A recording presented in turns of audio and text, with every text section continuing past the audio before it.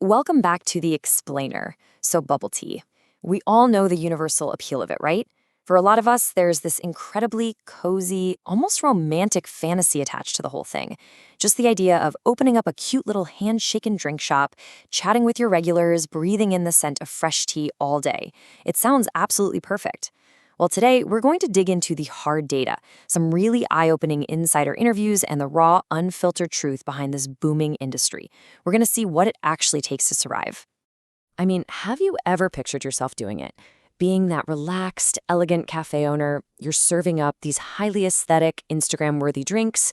Maybe you've got some calm, lo-fi beats playing in the background. It's a dream a lot of people share, and honestly, that's exactly why the franchise market for these shops is just exploding right now. But the reality behind the counter? Let's just say it is vastly different from the vibe you get standing in the customer line. Actually, let's shatter that cozy illusion right out of the gate. Check out this quote from a seasoned industry insider who was reflecting on family members trying to open a shop. They said, "If you don't start a business, you won't die. If you do, you'll want to die." Wow. I know, it's jarring, but it's highly realistic, and it perfectly sets the tone for what we're about to uncover. Running a boba shop is definitely not a casual hobby. It's a grueling, high-stakes industrial operation that's basically masquerading as a cute cafe.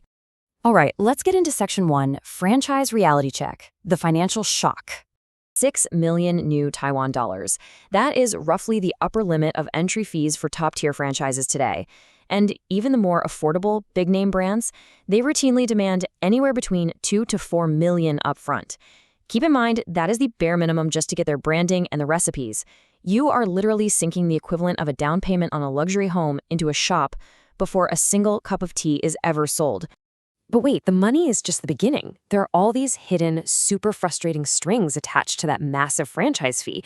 For example, headquarters might require up to 600 hours of mandatory training. And that's not just for you, that's for your staff too. So you're paying employees' salaries long before your doors ever open. Plus, you aren't always the one calling the shots. You might find a great spot near a local night market, but HQ can just flat out say no and force you into a corporate office district they prefer. Basically, you pay the millions, but they hold the reins. Moving on to Section 2, the grind, shattering the elegant barista myth. Okay, imagine doing the equivalent of 20 push-ups just to haul and process a single bucket of chrysanthemum tea. Shop owners literally have to schedule gym time just to build the muscle required to survive their own shifts. You're definitely not delicately pouring liquids to lo-fi beats. You are violently mashing lemons with a baton for those popular hammered lemon drinks. You are hauling massive, scalding hot tea buckets. It is pure, heavy, repetitive physical labor.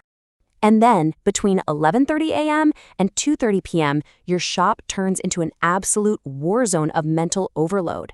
Step 1, a customer is ordering at the front counter. Step 2, the delivery app tablet starts screaming at you.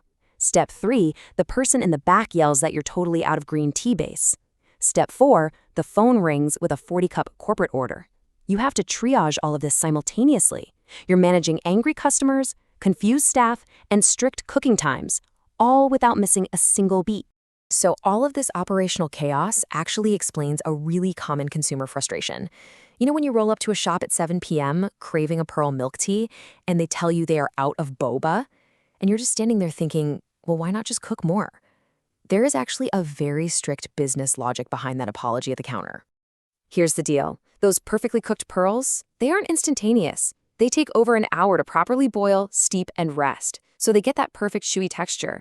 More importantly, industrial shop kitchens do not cook in small batches. A single batch yields enough for dozens of cups.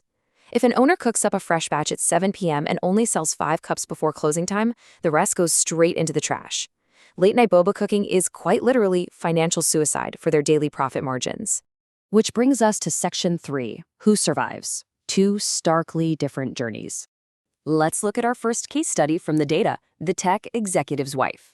Her husband had deep pockets and bought a franchise so she could have that cute, prestigious title of store manager. But, money can't buy endurance. The brutal physical exhaustion of the daily grind, combined with zero experience managing high-turnover staff, totally broke them. They eventually had to break their contract. Deep pockets just aren't enough in this game. Now contrast her with someone dubbed the heaven-chosen scavenger. This was a guy working at a recycling plant who saved absolutely every penny to open a shop, just to prove to his kids he could be a business owner. He had zero corporate experience, but his physical grit was unmatched. He memorized local industrial delivery routes. He literally rode 2 scooters into the ground from sheer volume, and through pure, unadulterated hustle, he earned back his entire investment in just 1 year. But I gotta emphasize here, the scavenger story is the ultimate exception, not the rule. Industry insiders estimate that maybe 1 in 10, just 10%, of new franchise owners actually hit their expected profits and break even within that glorious first year. The other 90%? They are struggling to make back that massive initial investment, and a huge portion of them just quietly pack it up and fail. Section 4, the crossroads, franchise versus independent. So, every owner hits this crossroads. With a franchise model, you're buying instant consumer trust. People see the logo, they know exactly what it tastes like, they walk right in. But you face those sky-high initial costs and incredibly strict rules. You can't even tweak a single recipe. On the flip side, the independent model gives you total creative freedom and a much lower barrier to entry. The catch? You launch with absolute zero brand recognition. You could mix the greatest cup of tea on planet Earth, but if nobody trusts your sign, they'll just walk right past you. Let's look at Section 5, Secrets to Shop Survival. Delivery is king. To truly thrive, insiders use this impossibly specific ultimate location formula. The shop needs to hit all of these marks. It has to be near a morning market for early crowds, on a commuter route for the afternoon rush, surrounded by food eateries because people always buy drinks right after they eat, near an industrial zone for night shift deliveries. And it absolutely must have legal street parking for scooters. If you miss even one of these, your daily volume is going to drop significantly. But here's the real kicker. Foot traffic alone is not going to cut it. You cannot survive just hoping people happen to walk by. The actual secret weapon to surviving sky-high rent is cultivating bulk corporate delivery orders. Think about it.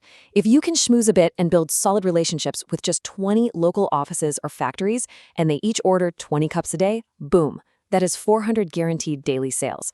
That is the baseline volume you need just to make the math work. Finally, Section 6, the exit. Demystifying the takeover market.